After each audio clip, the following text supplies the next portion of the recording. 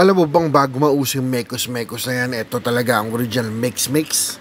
Mas madumi, mas masarap. Dito naman tayo mag-eat and run sa ice scramble ni Cassie R. Pero sa panahon ngayon, no, malinis na siya. Ganyan na siya maglagay.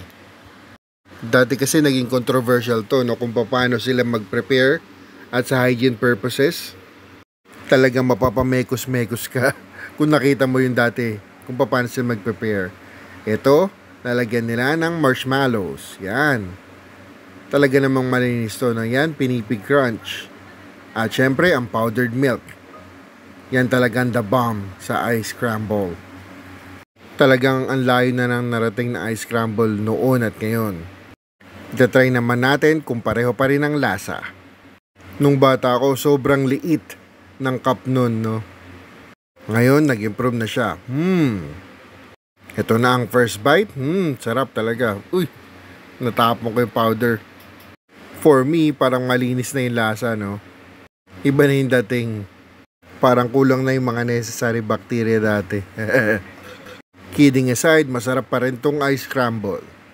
Safe na safe pang kainin para sa'yo at para sa mga kids mo. Nakakatuwa lang na yung mga pagkain mo dati nung bata ka ay nakakain mo pa rin ngayon. Part na siya ng Filipino culture. Ice scramble, 9 out of 10. See you on our next Eat and Run.